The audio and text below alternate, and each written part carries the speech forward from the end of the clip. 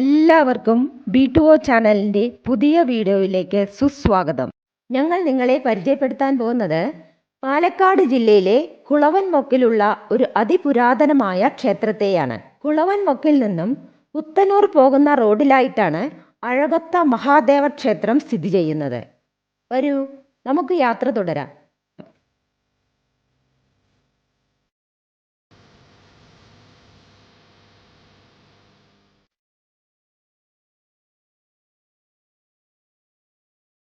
ഈ കാണുന്നതാണ് പുത്തനൂർ റോഡ്. ഇവിടുന്ന് വലത്തോട്ട് തിരിഞ്ഞാൽ നമുക്ക് ക്ഷേത്രത്തിലെത്താം. ഇവിടെ ക്ഷേത്രത്തിൻ്റെ ഒരു ബോർഡുമുണ്ട്.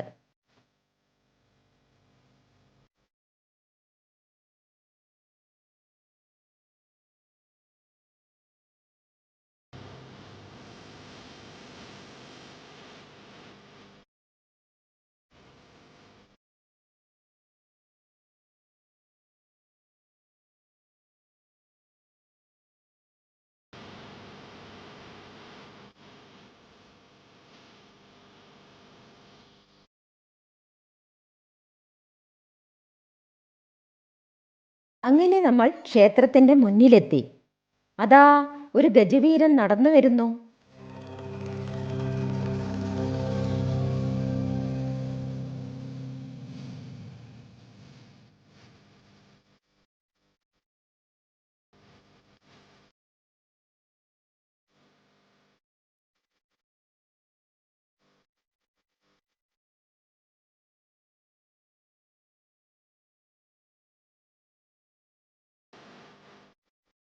വൈകുന്നേരം ക്ഷേത്രം തുറക്കാറാകുന്നതേയുള്ളൂ.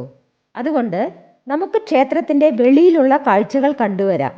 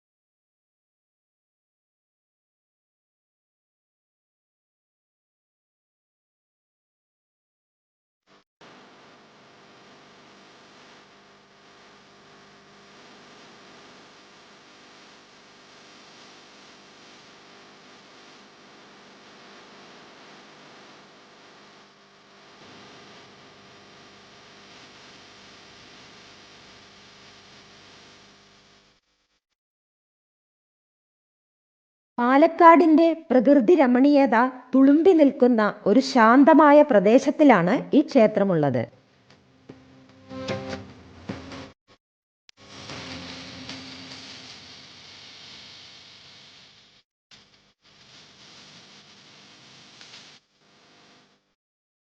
ക്ഷേത്രത്തിൻ്റെ കിഴക്കുവശത്ത് അതിഗംഭീരവും മനോഹരവുമായ വിശാലമായി പരന്നു കിടക്കുന്ന ഒരു ക്ഷേത്രക്കുളമുണ്ട്. ഇത്രയും വലിയ ക്ഷേത്രക്കുളം കേരളത്തിലെ മറ്റേത് ക്ഷേത്രത്തിലും കാണില്ല എന്ന് തോന്നുന്നു.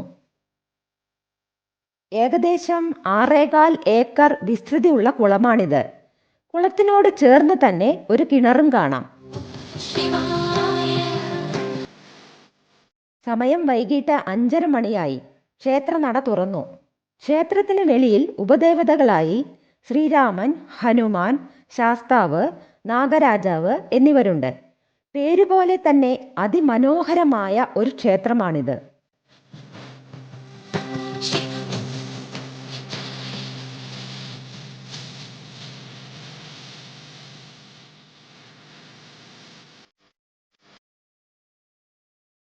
ഇന്ന് കാലത്തിവിടെ ആനയൂട്ടുണ്ടായിരുന്നു.